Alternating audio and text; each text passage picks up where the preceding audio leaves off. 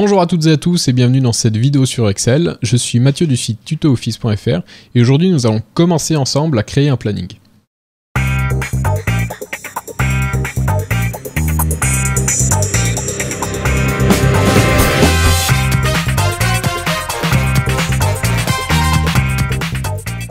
Alors, on est donc parti sur un nouveau classeur. L'objectif va être de créer un planning avec différentes feuilles.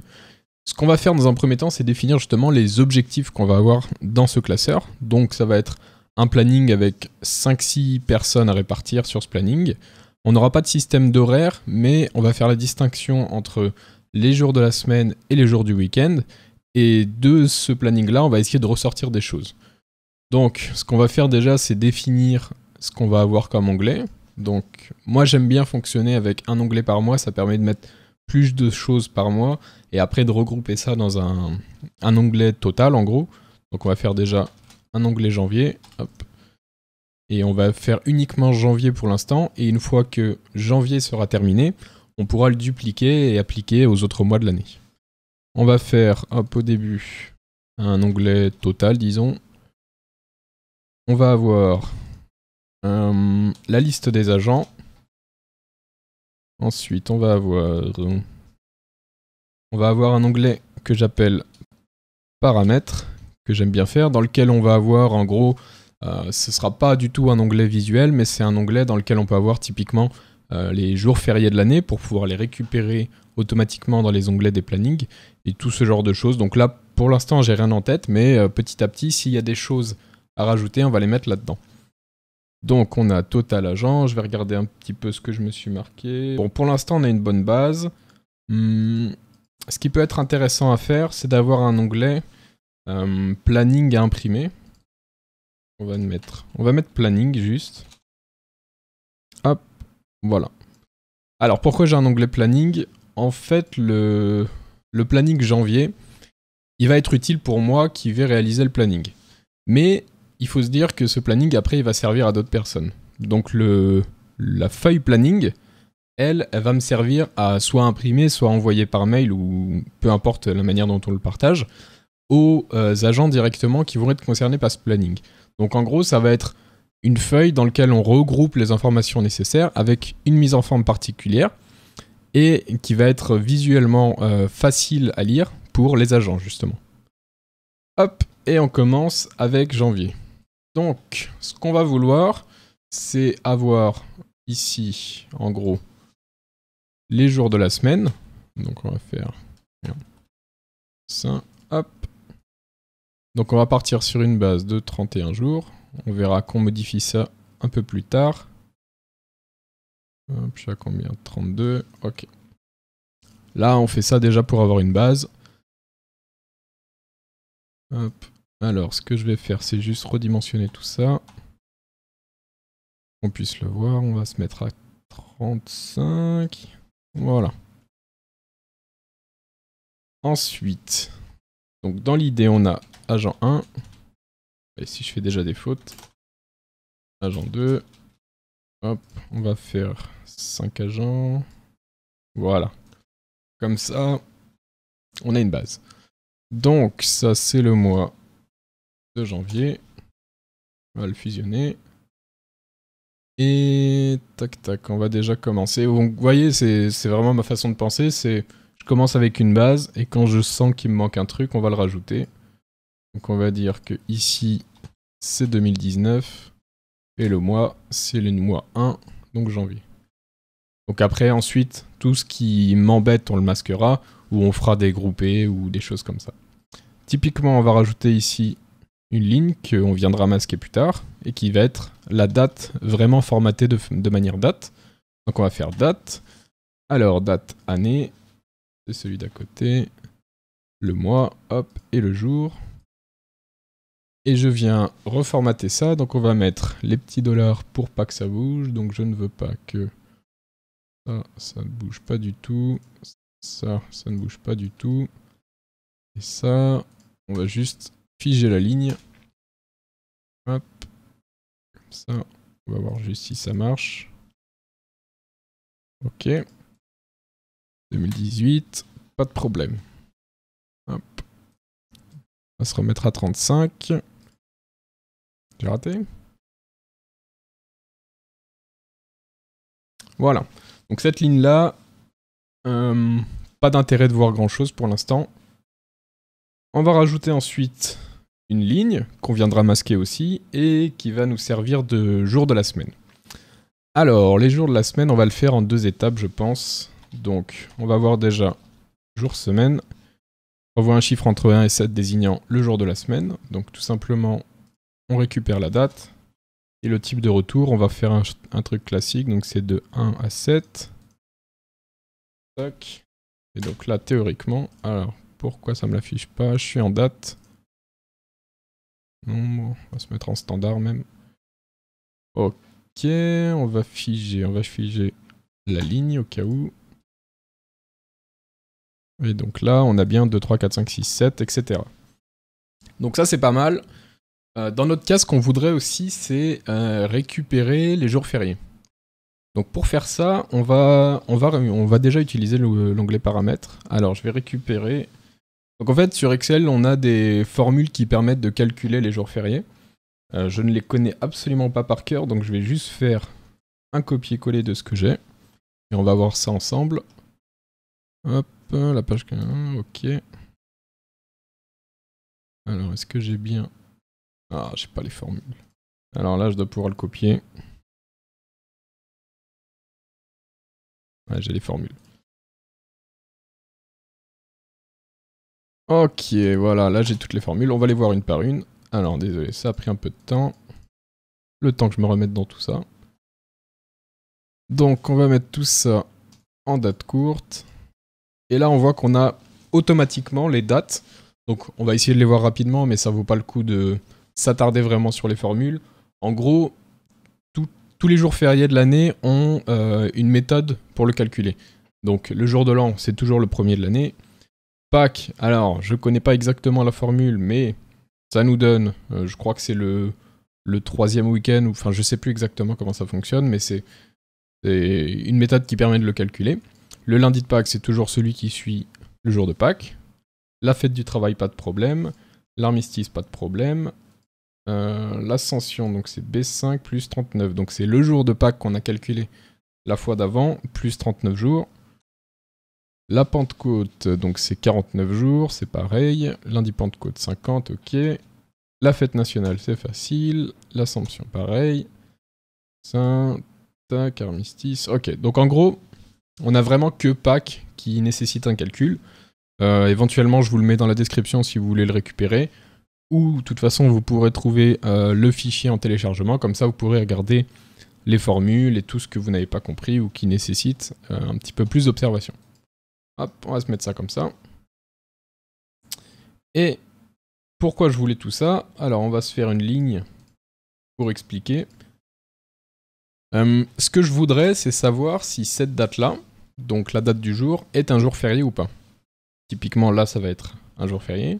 Donc, ce qu'on va dire, est-ce qu'on fait une recherche?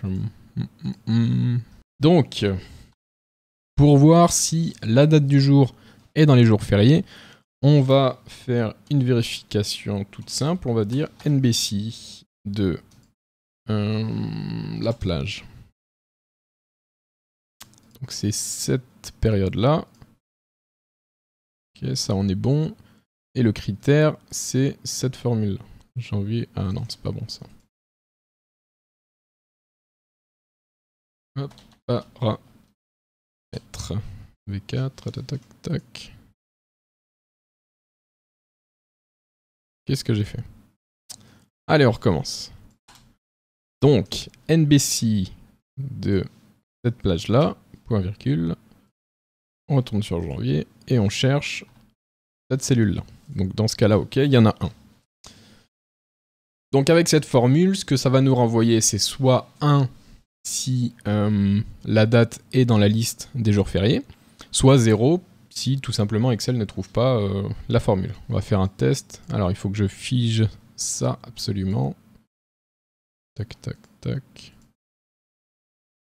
Et janvier, on va figer ça. Ok. Normalement... Ah, qu'est-ce que j'ai raté? Ah, c'est ça. Bon, celui-là n'est pas nécessaire, mais c'est toujours au cas où on a besoin de réutiliser la formule quelque part. Donc là, on va se mettre une petite légende, férié, jour sum. On a bien le cas où c'est férié, donc on a un 1. On va aller jusqu'au bout, on va faire un test, on va se mettre 2019, ok. Août, on a bien le 15 août. On va faire avril, donc normalement 21 avril et 22 avril pour Pâques, et le 31. Donc ça c'est parfait. Hop.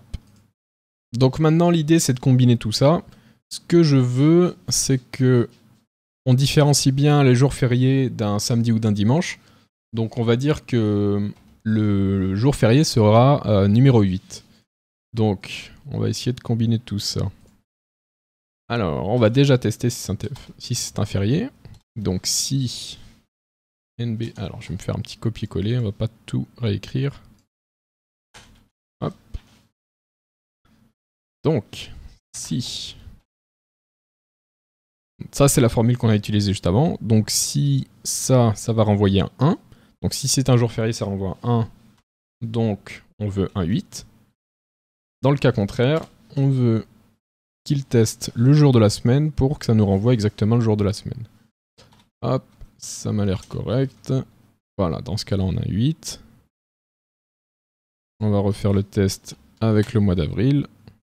On a 21, 22 et 31. Parfait, on peut supprimer cette ligne, vu qu'on a tout combiné sur cette ligne-là. Donc ça déjà c'est pas mal. Ce que ça va nous permettre typiquement, c'est de faire de la mise en forme conditionnelle assez pratique. Est-ce qu'on... Ouais, on va la faire maintenant. Ça nous donnera un petit peu... Qu'est-ce que je fais? Hop, on va faire une nouvelle règle.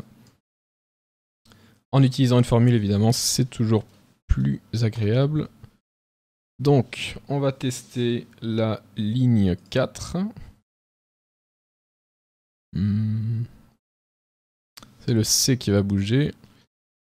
On va faire déjà le cas où la ligne C4, non, la ligne 4, pardon, est un jour férié. Donc, dans ce cas-là, on va faire tout simplement un remplissage. On va prendre du bleu. Ok.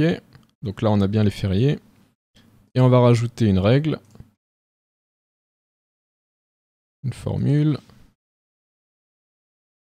On va faire un ou ça égale 6 ou ça, non pas ça, ça égale 7. On va enlever ça, ça. Et donc dans ce cas-là, on veut qu'il nous affiche du bleu en fond. Voilà, là c'est assez simple, hein, pour l'instant on fait juste des mises en forme conditionnelles. Je suis pas encore rentré dans le détail, mais on essaiera de faire une vidéo un peu plus pour expliquer ce genre de choses. Là, ça nous fait déjà une base. Ok, on va se mettre du quadrillage pour y voir un peu plus. Qu'est-ce que... Ah oui. Ok. Bon, tout ça pour l'instant c'est très moche, hein, vous inquiétez pas. On modifiera ça avec le temps. Alors, tout ça c'est bon, on n'a pas besoin de l'utiliser encore.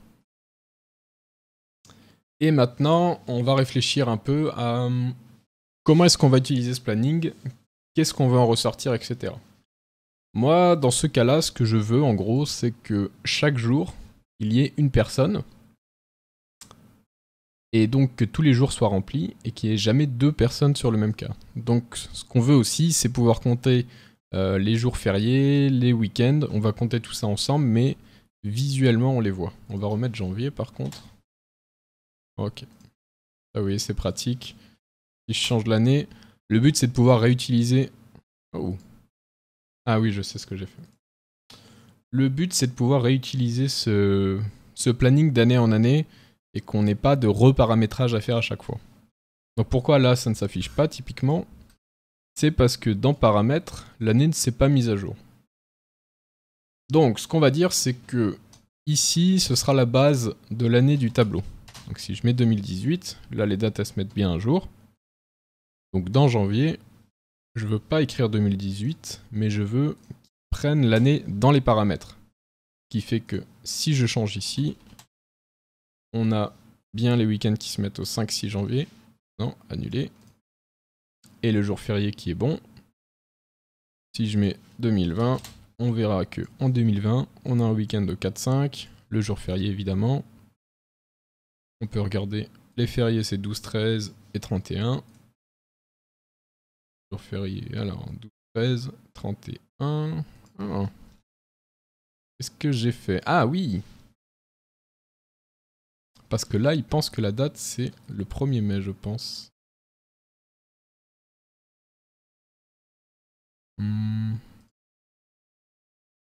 Voilà, ça va être la chose qu'on va avoir à faire. Et c'est bien. Alors, ce qu'on va dire. Ce qu'on voudrait, en fait, c'est qu'on ait un maximum de 31 jours. Mais que Excel nous affiche le 31 uniquement si on a 31 jours dans le mois. Là, typiquement, on est en avril. On n'a pas 31 jours, on en a 30. Et le 31, en fait, il va compter que c'est le 1er mai 2020. Donc déjà, on va se remettre en 2019. Alors, comment est-ce qu'on va faire ça? Alors, on va faire un test ici. On va se mettre sur un nouvel onglet. Donc, si j'ai le 30-04-2018, ça, plus 1. Ouais. Donc, je voudrais quelque chose du style. Non, c'est lui en fait. Si. Tac. Plus 1. Donc là, je veux que si le jour d'avant plus 1 est un mois différent. Donc, si le mois de ça plus 1 est différent de mois de ça. Tac. Donc s'il est différent, je veux qu'il n'affiche rien du tout. S'il n'est pas différent, je veux qu'il me fasse un plus 1. Normalement, là, ça fonctionne. Voilà, ça fonctionne, c'est parfait. Donc, on va étaler ça. On va laisser le premier. Ça, il n'y a pas de problème puisque de toute façon, ce sera masqué. On va le masquer. Donc là, au mois d'avril, on va faire le mois de février. Ah. Donc je rajoute le cas où le jour d'avant est une erreur. Évidemment. Hop. Ou alors je dis qu'on masque la date si... Ouais, on va faire ça. Alors si ça égale ça, alors ça, sinon, tu me fais bien une date. Là, ce qu'on lui dit, c'est si c'est vide, t'embête pas, mais rien du tout. Et dans le cas contraire, vas-y, fais la date. Hop, on va étaler ça. Donc je veux... sans la mise en forme. Alors, est-ce qu'il est bon? Et non, parce que j'ai le cas où c'est une erreur.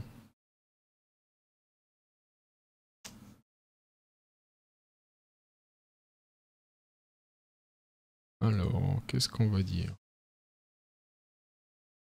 Est-ce que du coup, celui-là, il fonctionne? Celui-là, il fonctionne pas. Bon, bah, on va rajouter le cas. Aïe. Si.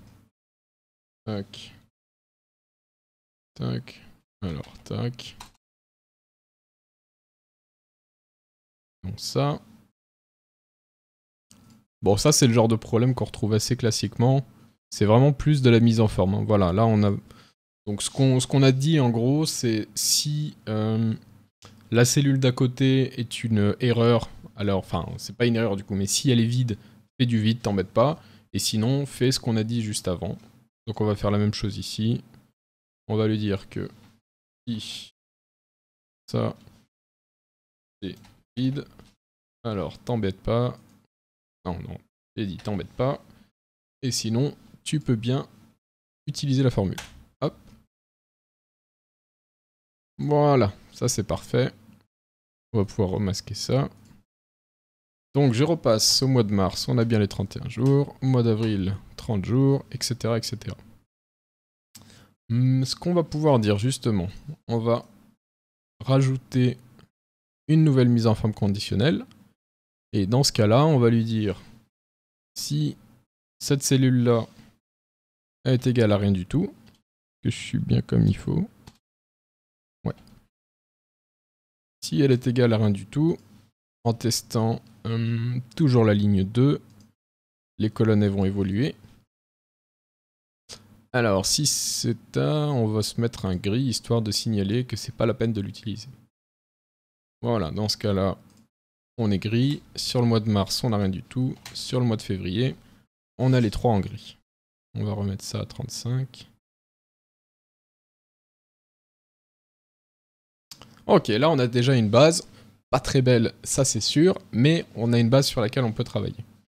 Ce qu'on va vouloir maintenant, on sait que notre limite est ici, c'est de compter le nombre de jours, le nombre de gardes, pardon, en semaine et le nombre de gardes en week-end ou férié. Donc on va se mettre un semaine totale. Est-ce que je le mets là? On va peut-être le mettre au-dessus, ce sera plus joli. Semaine totale et week-end total. J'essaye de pas trop prendre de place, donc je vais me mettre des raccourcis comme ça. Donc, on va faire un NBC ensemble. Alors, comment est-ce qu'on va comptabiliser les gardes? Je pense qu'on mettra juste un X dans la case du jour, ça, ce qui correspond à une croix, c'est un peu plus visuel. Donc on fait un NBC ensemble puisqu'on va tester 2 choses. La première, c'est est-ce qu'on a une croix dans la ligne? Et le deuxième cas, c'est est-ce qu'on est entre 1 et 5 pour les jours de la semaine ou entre 6 et 8 du coup pour samedi, dimanche et jour férié. Donc semaine totale, on veut le critère 1, c'est cette ligne-là.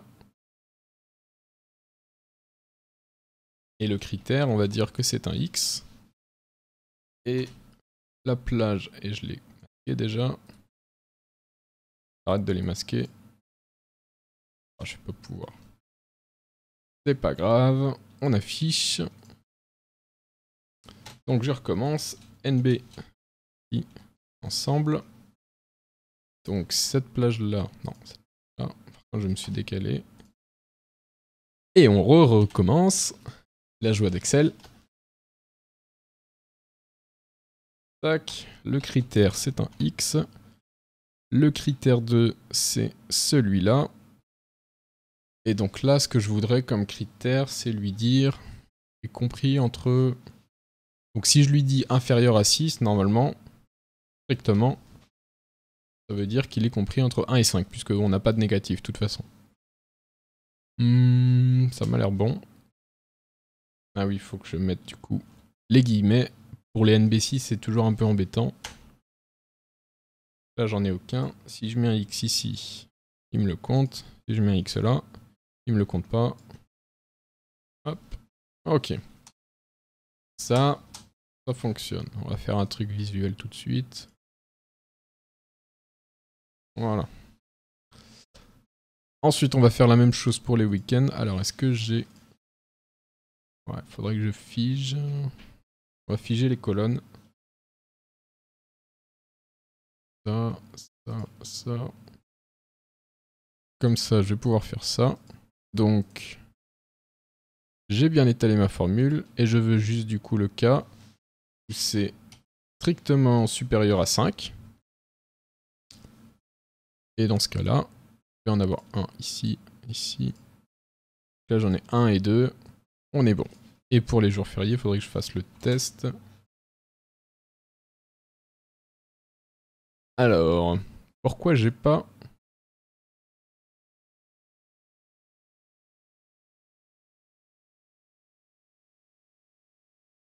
Mais j'ai pas mis ça là tout à l'heure.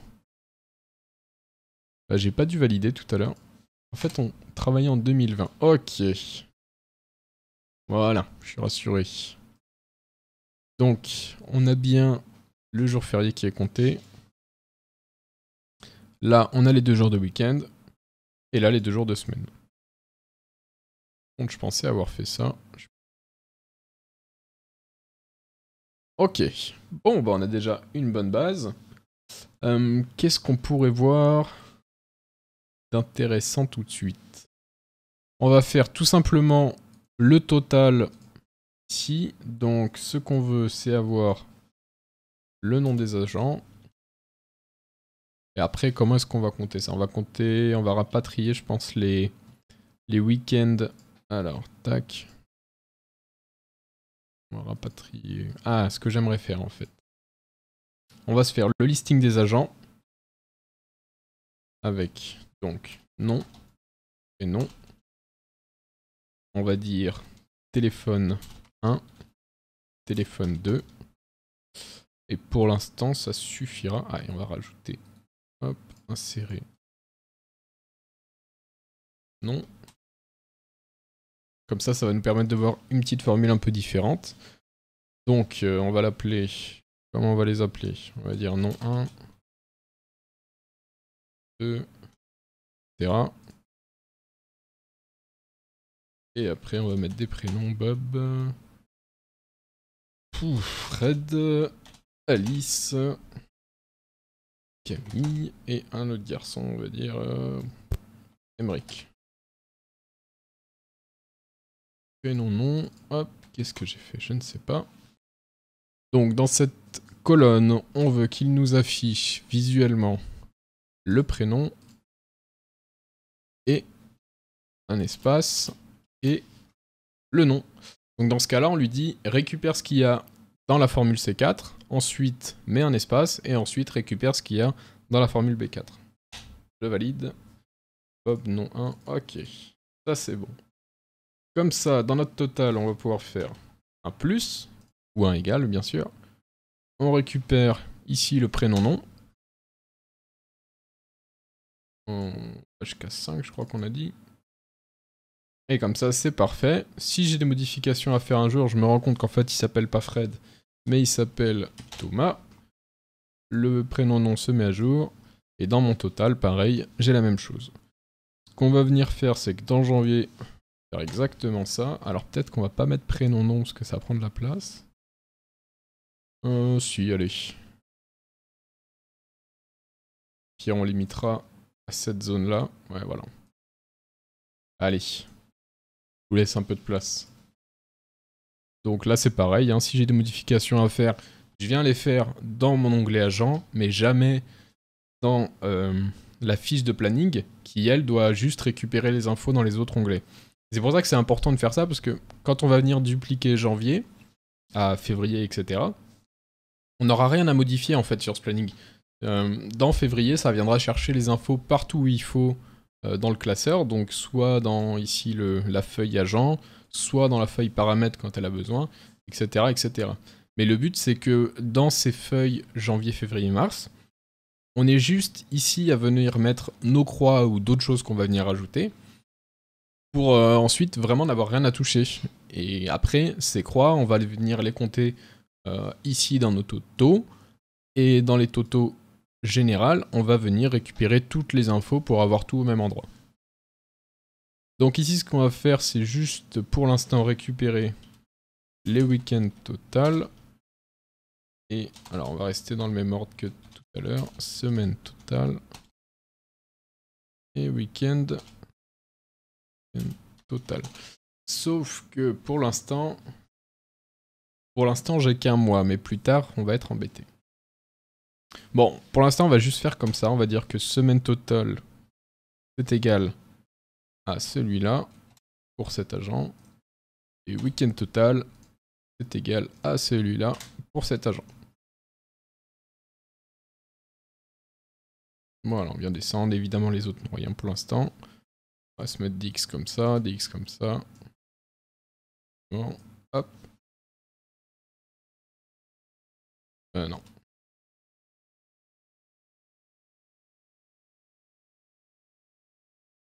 Tac. Voilà, là on est pas mal. Bon, on a déjà une base. Il va falloir ensuite qu'on définisse vraiment ce qu'on veut faire pour que ce soit visuellement pratique, pour qu'on ait vraiment toutes les infos. De tout ça, on va venir ressortir un peu plus tard des fiches de planning par semaine. Et on aura aussi un planning mensuel, c'est ce que je vous expliquais au début, dans cet onglet où on va avoir quelque chose de un peu plus visuel dans lequel ça regroupe pour les agents qui sachent tel jour je suis de garde, tel jour je suis de garde, etc. etc. Et ensuite, dans le total, on essaiera de sortir des infos un peu plus importantes, voir dans la fiche agent pour savoir est-ce que tous les agents ont fait autant, combien ça va coûter, etc., etc. Voilà, là on a vraiment pour l'instant une base sur la fiche de planning par mois. On va venir étoffer tout ça, et uniquement quand on aura suffisamment d'infos dans cet onglet, on viendra le dupliquer pour faire un onglet février, un onglet mars, etc., etc. Voilà, on va s'arrêter là pour cette première partie de mise en pratique de création d'un planning. J'espère que ça vous a plu sincèrement. C'est un peu différent de ce que j'avais l'habitude de faire à l'époque. Je sais qu'on apprend un peu moins techniquement de choses puisqu'on voit moins de formules et je rentre moins dans le détail. Mais je pense que c'est important de voir comment est-ce que moi je fonctionne, comment je raisonne, comment je crée le planning pour que petit à petit ça devienne un truc qui soit vraiment pratique, rapide, qu'on n'ait pas repassé 20 fois dessus, qu'on puisse le copier d'année en année, etc., etc. S'il y a des choses que vous voulez voir, vous, que vous avez besoin dans votre travail ou peu importe, comme fonctionnalité dans un tableau, marquez-le moi en commentaire, comme ça, éventuellement, si je trouve que ça correspond bien au tableau, on le rajoutera, ou alors on fera un autre exemple pratique de création d'un planning dans lequel on verra d'autres fonctionnalités. Puisque là, évidemment, typiquement, on va pas rentrer dans les horaires, ce genre de choses. On va essayer de fonctionner juste par jour et sur moi les besoins que j'ai dans mon travail tout simplement pour ce planning-là. Mais voilà, si vous me partagez vos idées, si vous avez des problèmes ou quoi que ce soit, dites-le moi, on essaiera de faire quelque chose avec tout ça. En tout cas, merci d'avoir suivi, j'espère que ce retour vous fera plaisir et je vous dis du coup à la semaine prochaine pour une autre vidéo.